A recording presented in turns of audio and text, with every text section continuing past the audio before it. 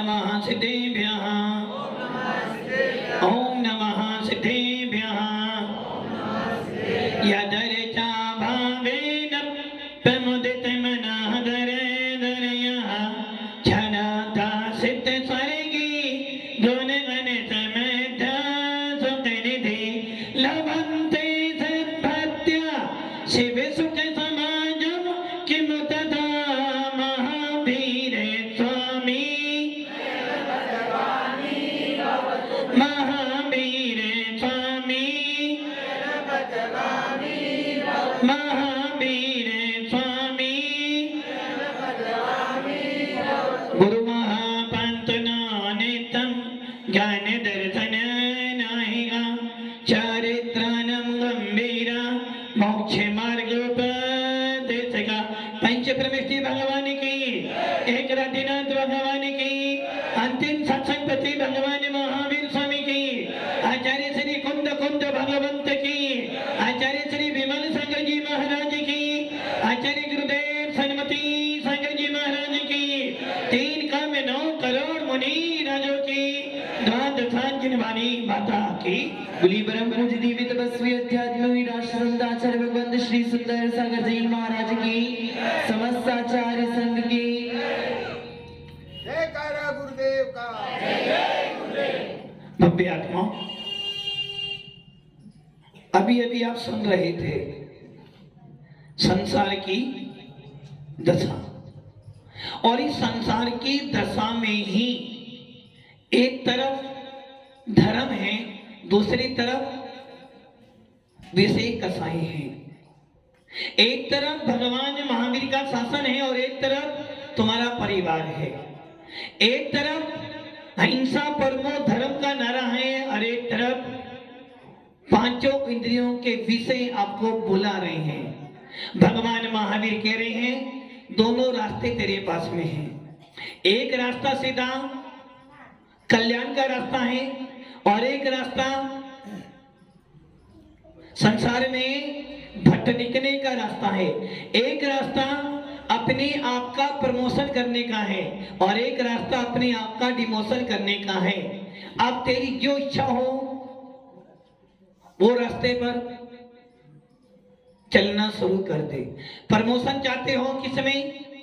धन में, संपत्ति में, परिवार में, विषय कसाइयों में, तो संसार का मार्ग बहुत बहुत बहुत बड़ा है, उसका कोई अंत नहीं है।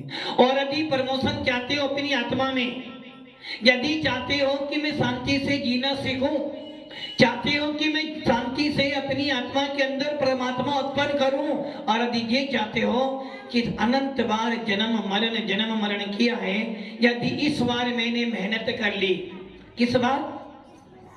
इस बार मेहनत कर ली। हर साल दीपावली आती है, हर साल सीजन आता है, हर साल मेहनत करते हो, सोचते हो अब की बार तो कुछ क्या नया करूंगा नहीं, अब की बार कुछ ज्यादा कमाऊंगा। पिछली बार कोरोना आया था तो 2 साल मेरे खराब गए थे, उसके बाद 1 साल मैंने व्यापार किया तो व्यापार मंदा चला था।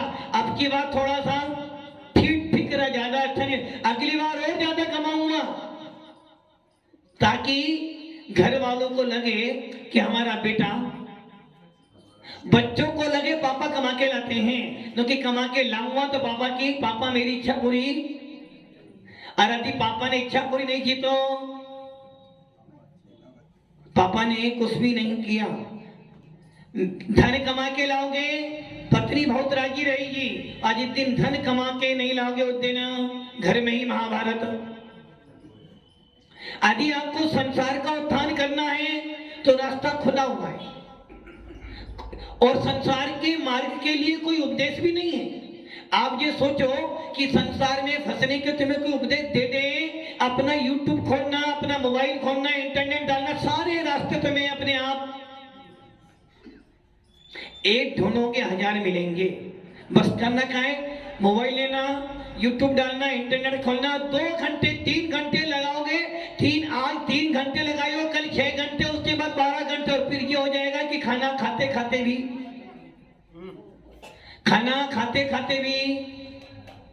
मोबाइल याद आएगा। यदि आप खाना भी खा रहे हो, आनंद खाने का नहीं आ रहा है, आनंद उस मोबाइल में जो विषय कथाएं के चित्र आ रहे हैं उसका आनंद। और आजकल तो आदमी यदि मंदिर भी जाता है तो सबसे पहले मोबाइल ऑन करता है। मतलब कि पहले कौन सा फोन चलता था? नंबर घुमाओ और फोन करो, और वो भी किसी किसी के यहाँ मिल। पहले तो पब्लिक फोन पे बात करते थे, धीरे धीरे वो डिब्बा घरों में आ गया, और जिनके डिब्बा आ जाता था समझते थे बहुत बड़ा आदमी, मोबाइल आ गया, मोबाइल टेलीफोन इनके आ गया। टेलीफोन गया तो क्या गया? क्या गया? कॉर्डलेस आ गया। और उसके बाद क्या गया? सीधा मोबाइल। अब तो सफाई करने वाला जो होता है ना, सफाई करने वाला, उसके पास भी मोबाइल मिलेगा, ऑटो चलाने वाले के पास भी मोबाइल है, और कुली का काम करने वाले के पास भी। घर में यदि 5 मेंबर हैं तो पांचों के पास मोबाइल। तो मतलब कि मोबाइल के बिना हमारी लाइफ। बूढ़े से बूढ़ा व्यक्ति भी जो मोबाइल चलाना नहीं जानता था, आज हर व्यक्ति के पास।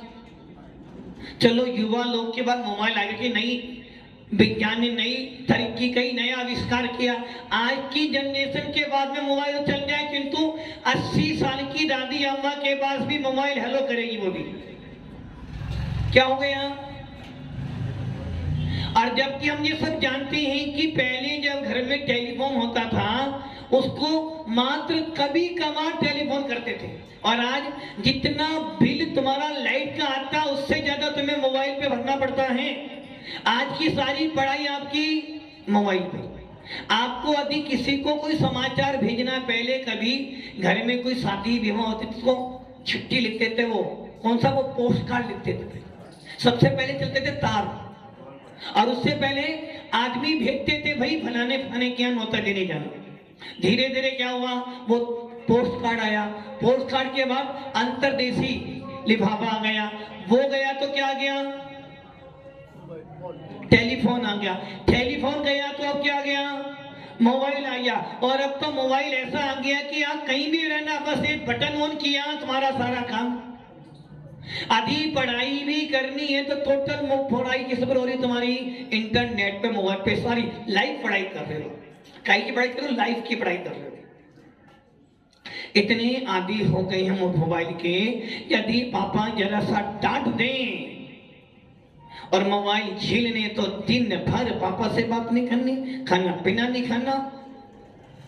अब आप सोच लो कि आपकी लाइफ किस पर आ गई, मोबाइल पर। और ये छोड़ो, बच्चों की बात छोड़ो, चलो बच्चे मोबाइल लेने काम करने, उनकी लाइफ का आजकल का उनका ऐसा ही कैरियर है कि उनको यदि पब्लिक के बीच में जाना है, स्कूल में जाना है, कॉलेज में जाना है, ऑफिस में जाना है, और यदि अपने यार दोस्तों के साथ किसी पार्टी वार्टी में जाना है और उनके पास मोबाइल नहीं हो तो क्या कहते हैं, बस तेरे पापा ने मोबाइल नहीं दिलाया। छोटा मोटा छोड़ो, यदि मोबाइल नहीं है पापा तो, तेरे पापा तो इतनी अकल नहीं है। और बच्चा सोचता, वो लड़की बच्चा सोचते हैं यदि मेरे पास मोबाइल नहीं है तो मेरा इसमें पार्टी में मेरा कोई मूल्य, मेरा सब कुछ अच्छा है, कपड़े बहुत अच्छे हैं, पैसे बहुत अच्छे हैं, बाइक भी है, किंतु मोबाइल नहीं है, लोग क्या कहेंगे। मेरा दोस्त देखो, उसके पापा कहते एप्पल का मोबाइल दिया, एप्पल का मोबाइल। क्या हुआ, आपने तुलना किससे कर ली? पापा मेरे बहुत अच्छे हैं, पापा मेरी हर इच्छा पूरी करते हैं, किंतु पापा ने मोबाइल दिलाया नहीं। मेरे दोस्त क्या कह रहे थे, तेरे पापा अच्छे नहीं हैं, तो क्या बैठ गए हमारे मकसद में, पापा ने मोबाइल, पापा अच्छे तो हैं किंतु क्या कहूँ भाई, पापा ने नहीं दिलाया, अब कैसे बोलूं। और उसके मोबाइल को देख देख कर आपके मन में पापा के प्रति, मम्मी के प्रति, पेरेंट्स के प्रति क्रोध आया।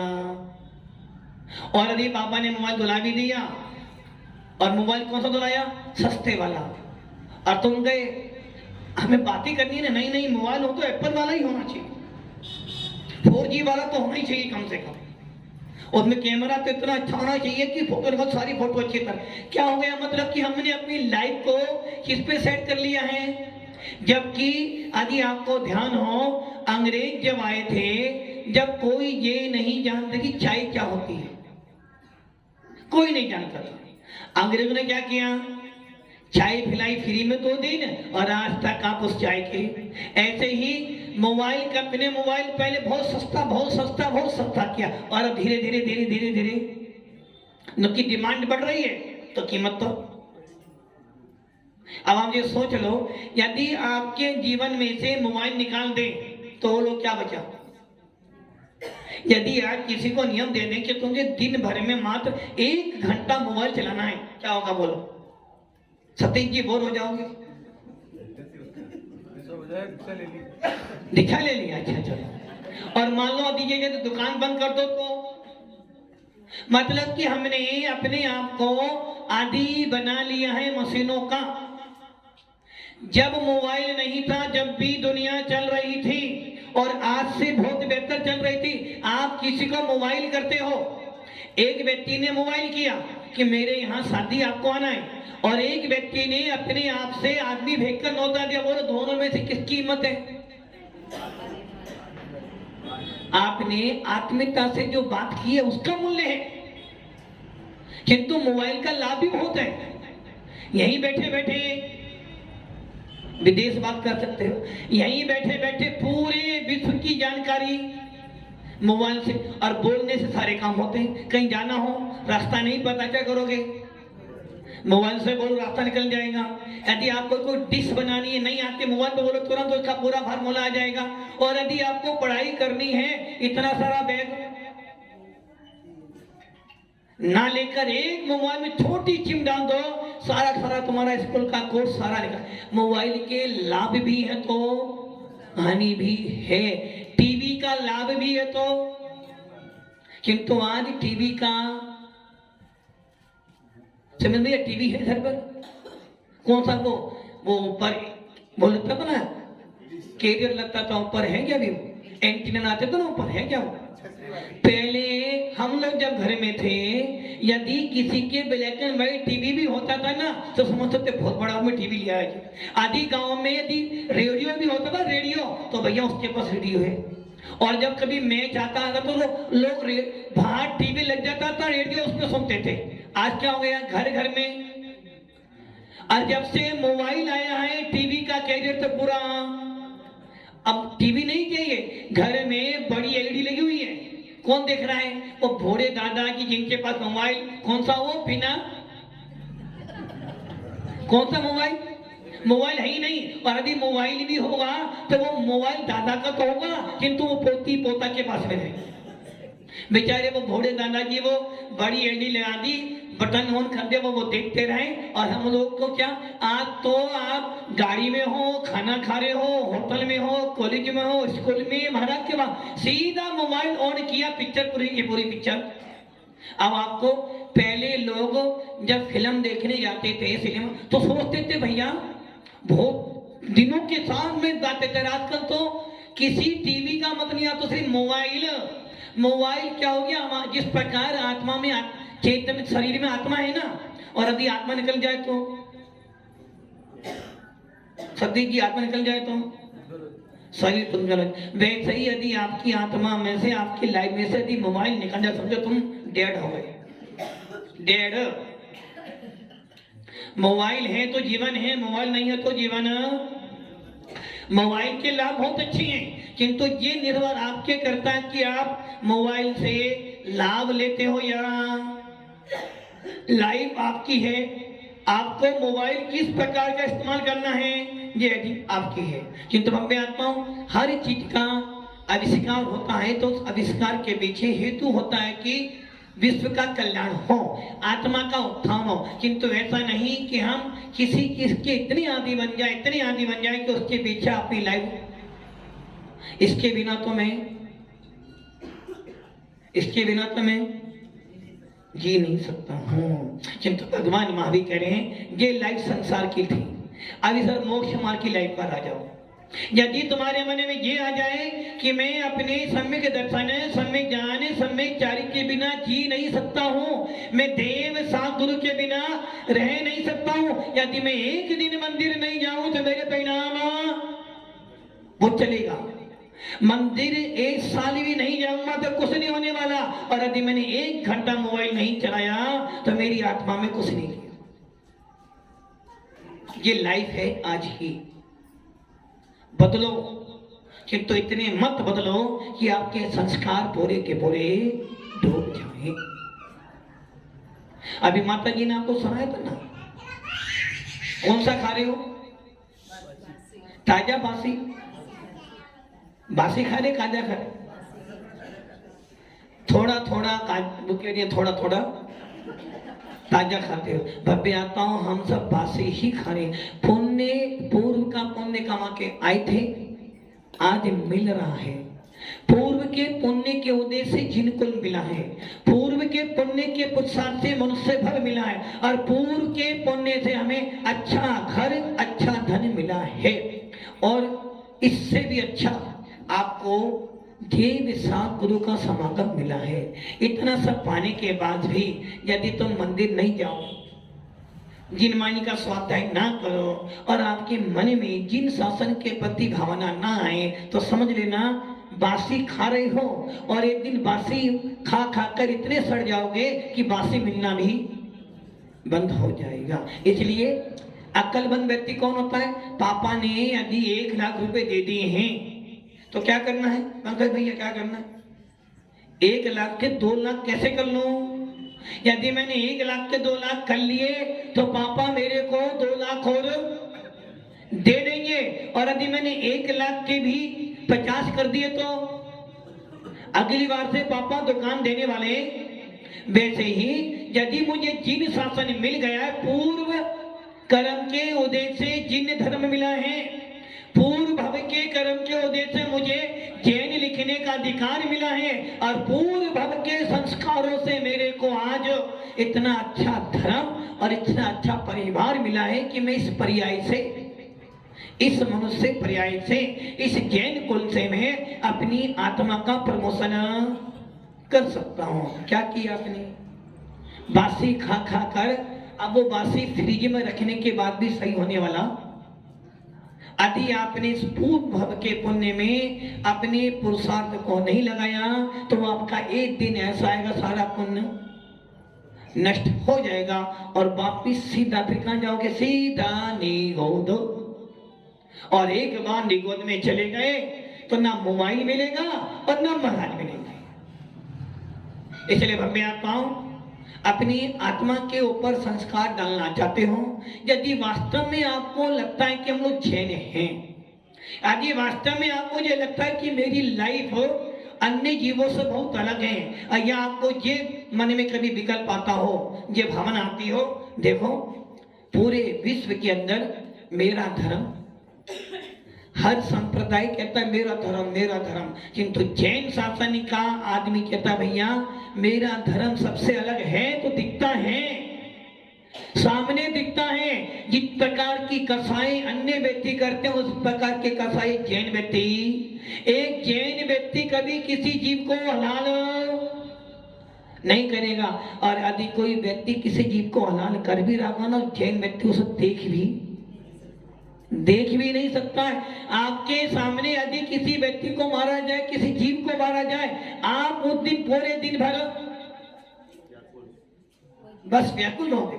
यदि आपने किसी जीव को अनाल हुए देख लिया है, बोलो आप जब खाना खाओगे क्या होगा? आपके खाना खाने के परिणाम भी बार बार वही फिल्म बार बार आपके मस्तक पर आएगी, एकत्रित करेगी। यदि आपके सामने किसी जीव को जिंदा जला दे तो आपको पूरे टाइम, पूरे दिन, 1-2 दिन तक तो आपको ऐसा भय लगे कौन आ गया है। क्यों? क्योंकि भगवान महावीर का सिद्धांत आपने पढ़ा है, आपके अंदर परिणामों में सरलता है, आपके अंदर कसायों की तीव्रता नहीं है, आप आत्मा को समझते हो, इसलिए आपके परिणाम अच्छे हैं। किंतु जिनके परिणाम बहुत क्रूर है, उनको तो काम ही क्या है? उनको तो मारते समय भी आनंद, यदि थोड़ा सा भी आप खून देख लो तो आपके मन में विकल्प होता है। उन लोगों के मन में तो उनका दिन भर उनको यही काम करना, तो इससे निश्चित होता है कि भगवान महावीर का शासन आत्मा का उत्थान करने वाला वाला शासन है, जिन शासन आपकी आत्मा का हित करने वाला, ऐसे ही शासन को पाकर हमें अपना हित कर लेना चाहिए। कल आपको बताया गया था राग और द्वेष, ये दोनों किसके पास है? राग और द्वेष मेरा स्वरूप नहीं है। राग करना, द्वेष करना, कसाई करना मेरी आत्मा का स्वभाव नहीं है। यदि राग करोगे तो भी संसार मिलेगा, द्वेष करोगे तो भी संसार मिलेगा, कसाई करोगे तो क्या मिलेगा? क्या मिलेगा? संसारी मिले। सामने वाला क्या करता है ये मत, हम क्या सोचते हैं? सामने वाला पहले सुधरे, सामने वाला मेरे बारे में बहुत अच्छा सोचे। यदि नहीं सोचे तो तुम क्या कर लोगे? बोलो। सामने वाला तुम्हारे अनुसार चले, जरूरी वीरेंद्र जी जरूरी नहीं है। सामने वाला मेरे अनुसार चले, ये सोच रहे हो तुम्हारी सोच से कुछ नहीं होने वाला। सामने वाला सुधर गया, नहीं तो देख लूंगा उसको, आपने क्या किया, परिणाम अपने खराब किया। मुझे सुधरना है तो मुझे अपने आप को बदलना पड़ेगा। सामने वाला बदले ना बदले, मुझे स्वयं बदल जाना, मैं बदल जाऊंगा, सामने वाला अपने आप। और वो ना बदले, मैंने अपना रास्ता। दुनिया को बदलने चलोगे, परिवार को बदलने चलोगे तो स्वयं भी बिगड़ जाओगे। स्वयं सुधर जाओगे तो परिवार अपने आप अपना पाल। ना सुधरे ना, किसी के सुधरने बिगड़ने से मेरा भला बुरा होने वाला। सतीश जी, यदि आप महाराज ना बनो तो मोक्ष मार्ग खराब हो जाएगा। सतीश जी नहीं होगे ना। और यदि आप महाराज बन जाओ तो मोक्ष मार्ग अच्छा बन जाएगा, नहीं बनेगा। यदि आप बुरे बन जाओ तो मोक्ष मार्ग खराब होने वाला नहीं। महाराज बन जाओ तो मोक्ष मार्ग अच्छा होने वाला नहीं, किंतु यदि तुम अच्छे बन गए, महाराज बन गए तो तुम्हारा कल्याण जरूर। तो दुनिया को बदलने की अपेक्षा स्वयं अपना रास्ता, किसी की लकीर को छोटा करने की अपेक्षा अपनी लकीर इतनी बड़ी कर लो कि वो सामने अपने आप ही। और हम क्या करते हैं? सामने वाले को छोड़ूंगा नहीं। सुमित भैया सही है ना, उसने ऐसा किया था ना, मैं भी। अब दुनिया को बड़ा करने की अपेक्षा, छोटा करने की अपेक्षा अपने आप को इतना मजबूत कर लो कि हमारे को कोई छेड़े भी तो हम किसी की फर्क ना पड़े। इसको कहते हैं मोह को जीतना। यही है मोह जीतना। दुनिया तुम्हारे बारे में अच्छा सोचे, बुरा सोचे, बुरे से बुरा सोचे, तुम्हारा क्या होगा? कुछ हो सकता है क्या? मैं तुम्हारे बारे में गलत सोचता हूं। कौन? शशि जी, मैं आपके बारे में बुरा सोचता हूं। बोलो किसका बुरा होगा? हाँ, जो सोचेगा। और यदि मान लो तुम मेरे बारे में बुरा सोचोगे तो क्या होगा? तुम्हारा भला नहीं होगा ना। वो तुम्हें छेड़ता ना तुम सोचते। उसने तुम्हें छेड़ा, तुमने गलत सोचा। कि तुम ये सोचो, यदि उसके छेड़ने से मैंने अपना बुरा सोचा तो भला किसका होगा? जिसने छेड़ा था वो तो छेड़ कर उसे तो अपना भला कर लिया। आपने दिन भर रात भर क्या करा? यहां दिमाग खराब कर लिया। और जब यहां दिमाग खराब हुआ तो सारा दिन, सारी वस्तु। तो इसलिए भव्यात्मा भगवान महावीर कह रहे हैं, इस मोह को जीतो। और इस मोह को जीतने के बस दो ही उपाय है तुम्हारे पास। इस मोह को जीतने के मात्र दो ही उपाय हैं। और वो दो उपाय कौन से? या तो तू स्वाध्याय कर ले, या फिर तू किसी महाराज के पीछे लग गया। स्वाध्याय करने में तुम्हारी बुद्धि काम करती नहीं, तो क्या करना? स्वाध्याय करने बैठोगे, 2 पेज पढ़ोगे, तीसरा पेज पढ़ते पढ़ते नींद आ जाएगी। और 2 पेज पढ़ भी लिए और कहीं आ गई टेढ़ी मेढ़ी बात, वो पल्ले नहीं पड़ी तो जिनमानी रखी पैक की अलमारी में, जे जामानी के जाने से सोजे लो कालो, सोवानी मत करो तदा देव तो। और यदि महाराज के पीछे लग जाए तो क्या होगा? यदि महाराज के पीछे लग जाओगे तो महाराज तुमको तुम्हारी भाषा में, जो कुंद स्वामी कह रहे हैं, आर्य को आर्य की भाषा में, मलेश को मलेश की भाषा में, तो वो साधु क्या करेगा? पहले तुम्हारी देखेगा योग्यता, तुम्हारी पात्रता, और धीरे धीरे तुम्हें पहले एक उंगली पकड़ोगे, फिर 2, फिर 3, फिर 4, फिर 5, और धीरे धीरे पूरा पंजा पकड़ लोगे और अपने पैरों पर। कहावत भी है ना, जब बच्चा छोटा होता है चल नहीं पाता, क्या करते हैं? उसको एक उंगली देते हैं, फिर 2, 3, और जब बच्चा स्वयं पूरा हाथ पकड़ ले तो क्या करते हैं?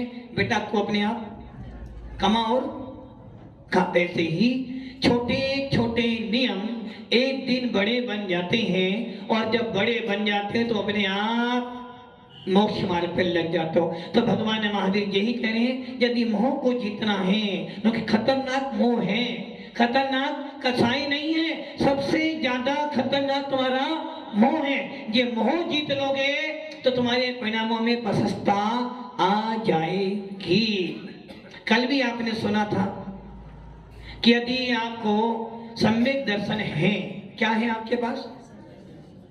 मुकेश भैया सम्यक दर्शन है आपके पास में नहीं है, कहाँ मिलता है? सम्यक दर्शन आपके पास में है नहीं, और कहीं मिलता तो है नहीं, मेरे पास तो मिल नहीं सकता। मेरे पास क्या, भगवान महावीर भी आ जाए तो उनके पास सम्यक दर्शन मिलने वाला। सम्यक दर्शन ऐसी कोई वस्तु नहीं जो बाजार में मिल जाए, मंदिर में मिल जाए, महाराज के पास मिल जाए। सम्यक दर्शन तो प्रत्येक भगवान आत्मा का स्वभाव है, सम्यक दर्शन तो प्रत्येक आत्मा का गुण है, प्रत्येक जीव द्रव्य के अंदर सम्यक दर्शन अंदर बैठा है। मात्र तुमको अपनी पनति, अपनी सोच, अपनी बुद्धि को बदलना है, अपनी मानता बदलनी है। मानता बदल जाएगी वही मिथ्या सम्यक बन जाएगा, और मानता बिगड़ गई तो वही श्रद्धा मिथ्या में आ जाएगी। तो सम्यक दर्शन कहाँ है?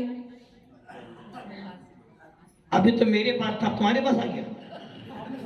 अच्छा, मैंने समझाया, मेरे समझाने से तुम समझ जाते तो आज।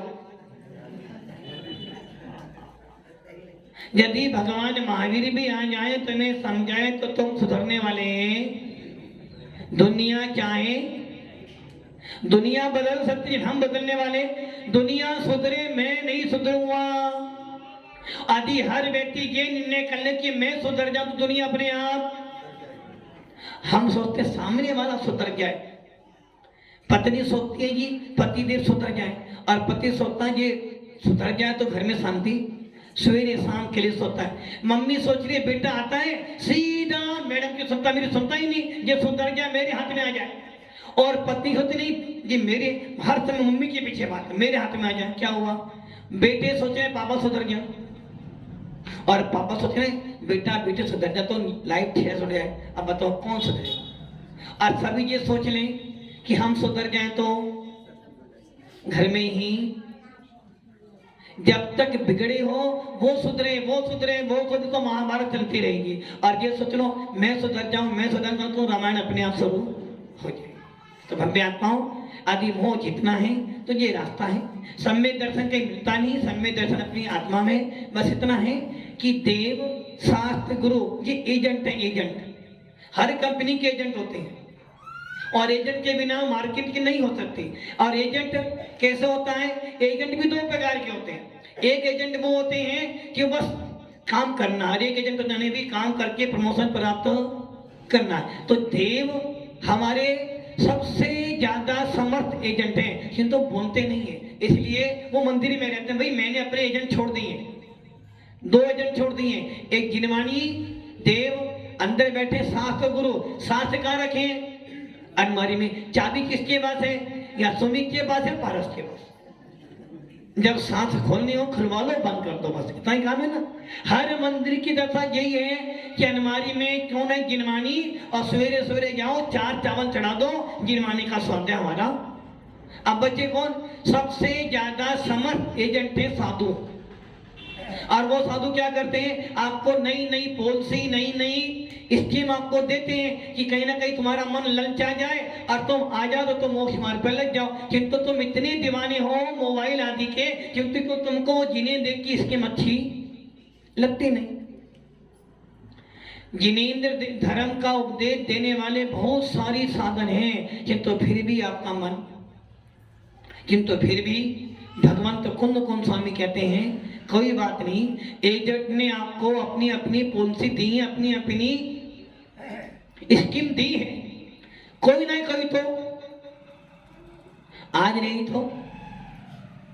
इसलिए सबसे ज्यादा समर्थ आदि आज पंचम काल में आपके मिथ्यात्व को कोई निकाल सकता है तो साधु संतों का उपदेश, साधु संतों की संगति। और जब आप संगति कर लोगे, यदि एक बार अपने मिथ्यात्व को छोड़ दिया तो समझे ना, आप घर में रहते हुए भी जाओगे कि मेरा घर, कल सुना था ना, मिथ्यात्मी और सम्यक दर्शन में ज्यादा अंतर नहीं है। सम्यक दृष्टि भी सारे वही काम करता है जो एक मिथ्या दृष्टि करता है, मिथ्या दृष्टि भी सारे वही काम कर रहा है जो एक सम्यक दृष्टि करता है। बस शादी बेटी की हो जाए। क्या किया आपने, मतलब कि अपनी आत्मा के स्वभाव को आपने किस पे डाल दिया, पर वस्तु पर। और ये सोच लो, आप शादी करने का प्रयास करो, बेटे के हाथ पीले करने जा रहे हो, उससे पहले यदि आपका बुलावा आ गया तो फिर क्या करोगे। चलो बुलावा आया है, किसने बुलाया, भगवान ने। चलो बुलावा आया है, आपकी मृत्यु ने बुलाया है, फिर क्या करोगे बोलो। फिर बोलना अभी बेटा, अभी बेटी, अभी पोता तो मुंह देख लूं उसके बाद चलूंगा। तो वो कहेंगे भैया बुलावा तो आ चुका है, अंतिम घड़ी आ चुकी है, अब पोता देखो या पोती देखो या बहू देखो, अब तो तुझे जाना ही जाना। अच्छा एक काम करो, एक बार मोबाइल पे बात कर लूं, तो वो मृत्यु कहेगी भैया बुलावा, अब तो अंतिम घंटी बज चुकी है, अब तो मोबाइल भी काम आने वाला, अब कोई महाराज काम आने वाले हैं। इसलिए भव्य आत्माओं, यदि अपनी ये मत सोचो कि उसका मेरे बिना काम, उसका मेरे बिना काम नहीं चलेगा। हाँ, शशि के लिए मेरा काम, मेरे उसके बिना मेरा काम चलेगा ही नहीं चलेगा। वीरेंद्र जी, कुणाल का काम तुम्हारे बिना चल जाएगा, कब तक चल जाएगा।